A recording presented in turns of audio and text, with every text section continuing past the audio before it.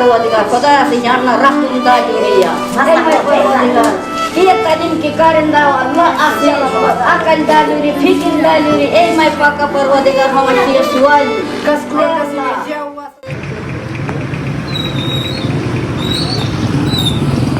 So over there you see the Tirikshmir, which is almost 8,000 meters, and at the moment I'm in Chitral, and we try to find out why the Kalash people are endangered in this region.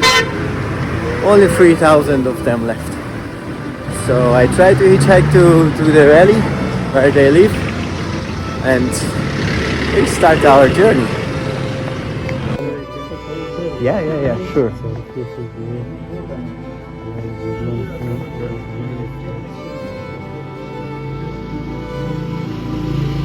Yeah, cool. Sir, you have passport, please?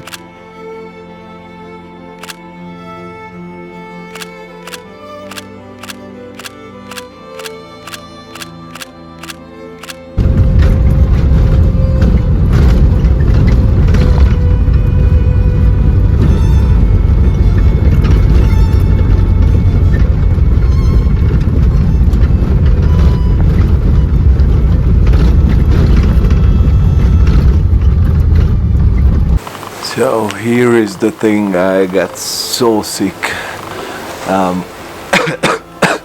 I think I have a food poisoning in the past 2 days. I couldn't really eat. I thought I would survive Pakistan without food poisoning, but it seems like it got me. So yeah, I just puke out my soul in the past 2 days, and it's really difficult to work like this. But today we try to finally document the people, and I might go to the next valley today or maybe tomorrow. So let's see if I find a ride there, because that's even a more remote valley. So yeah, let's see how it goes. I tried to get a breakfast finally. After 2 days I couldn't really eat. But yeah, this is life in Pakistan sometimes, huh? My European stomach not used to this bacteria here. But yeah, let's try to make some videos and pictures and see how the Kalash people are.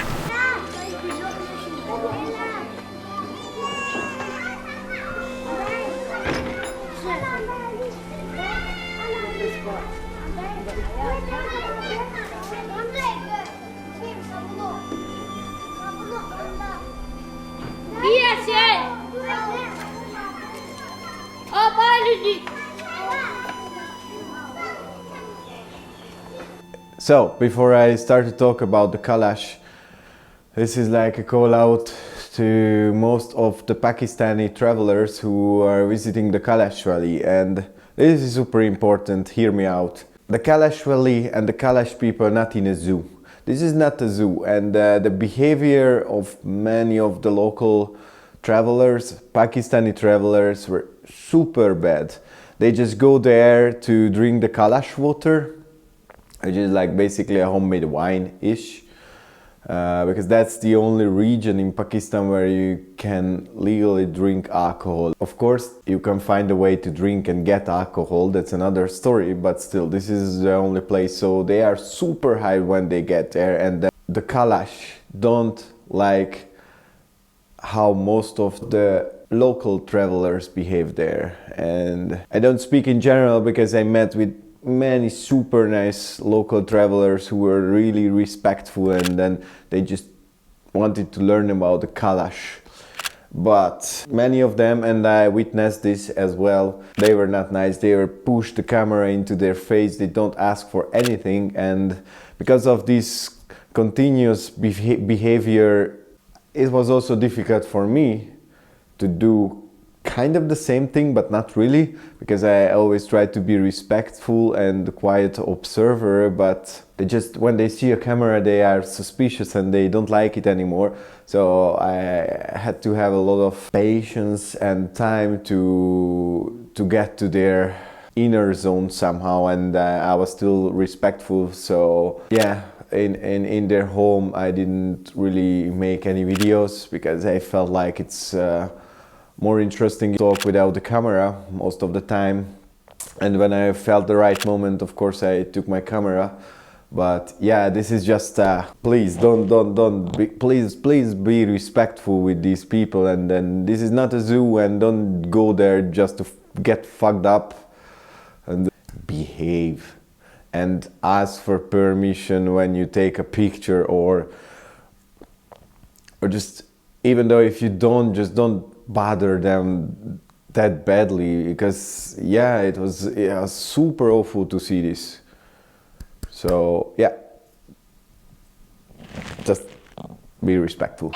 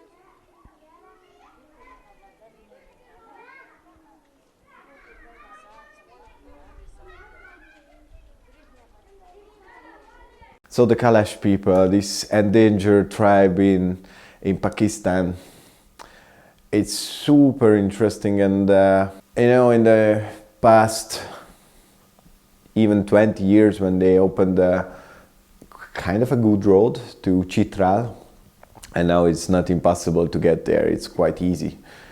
And even though the roads are super bumpy and sometimes super dangerous, but now it's quite easy to visit the Kalash people. In general, I thought this is a good thing beforehand, but now I kind of realized all the tourism what goes there doesn't necessarily support the locals, because the structure of these places, like more like, you know, in the right side the Kalash people lives, and then on the left side the Muslims.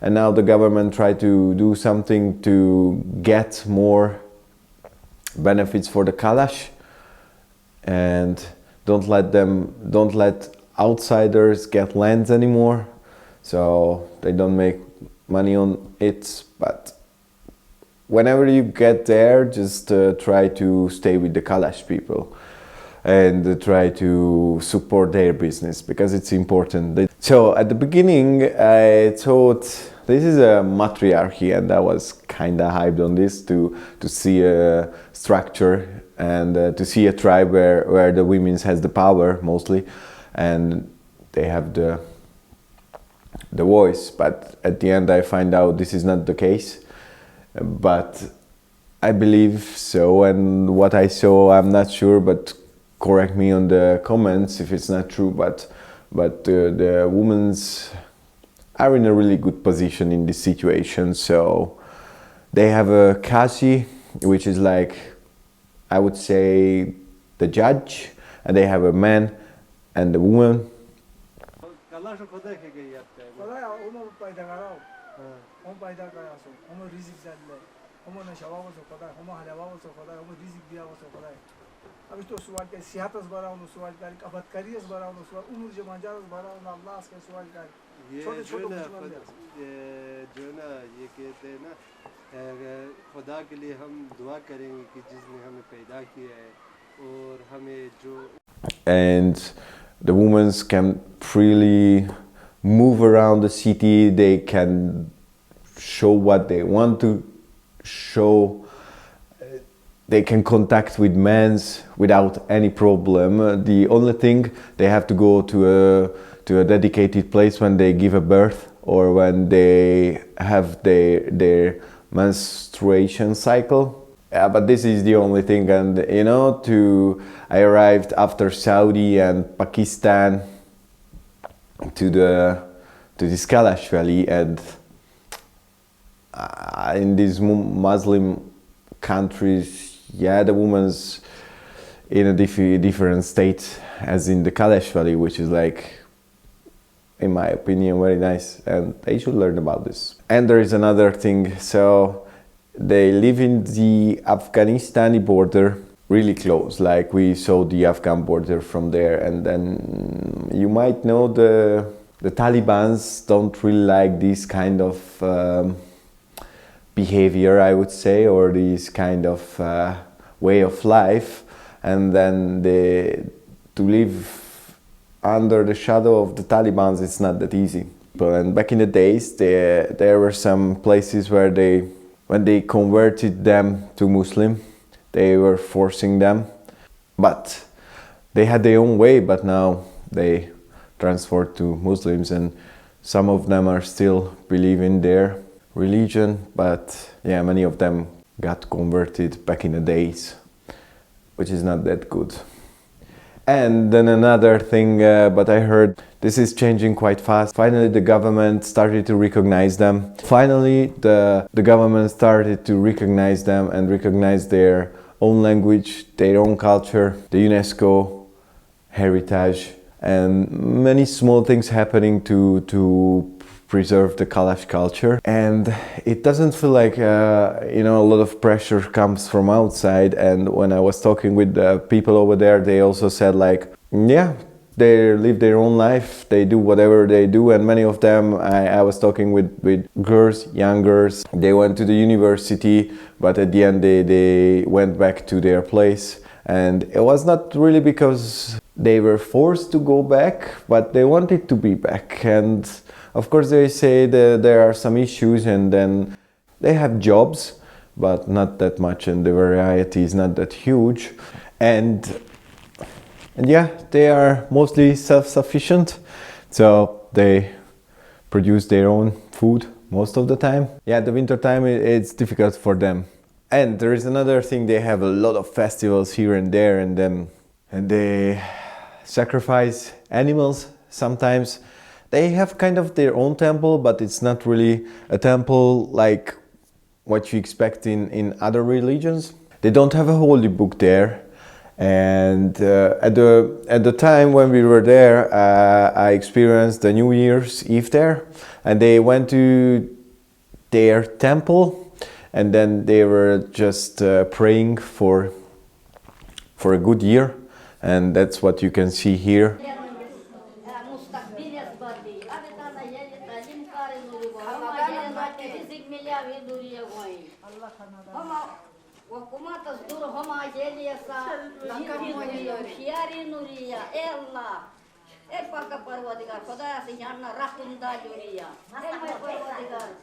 Talim ki karında Allah asıl akal daluri fikir daluri ey may paka parvadigar hamaşiye sual kaskuya jawa sana Allah ya Allah pak nasib karin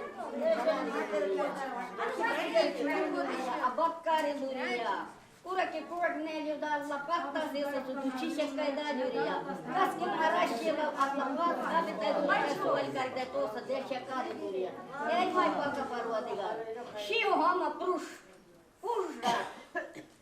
Aya Homa noksaya sashuruk tişi Homa aya ek zinda saya şamil ya o ey paka parvadigar. Allah kabul gari amin. Ey ma Allah amin ya may paka amin. Ey doksuday baba. Ey Allah. O meşiya.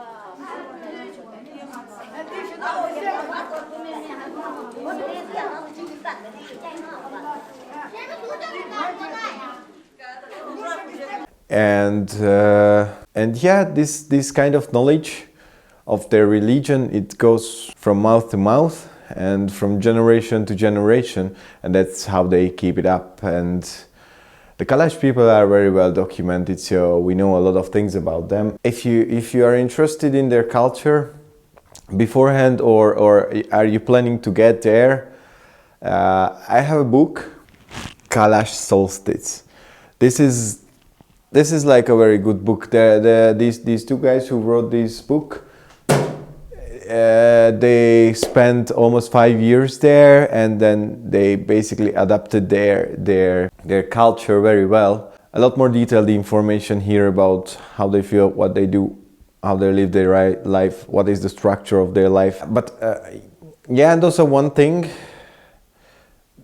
you can see they have many festivals and you can attend on this. But I don't know, because that time of the year it's really fully packed. So it depends what kind of way you want to see them.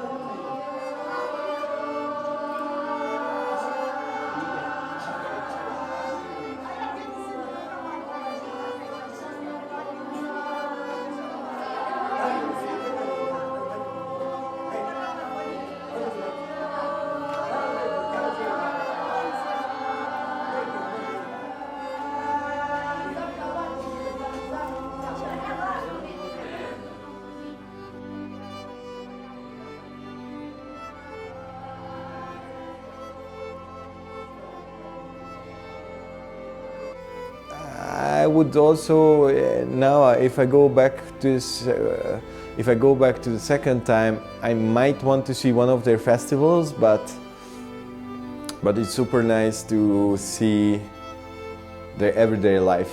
And the winter is a little bit more chill, but this is also the time when they have time to talk with you and show their places, because they don't have to go to the fields and do all the agriculture thing and work with the animals. And the kids are not in school because they have a winter break, not a summer break. And yeah, just don't go there because of the Kalash water, especially if you are from Europe, because, well, it is what it is. And try to support the locals, the local businesses whenever you're there. And yeah, just don't forget, this is not a zoo, because it's quite easy to reach them. It's too much for them what the tourism do there, and you should just leave them in peace, okay? And this is for now. See you in the next one. Bye!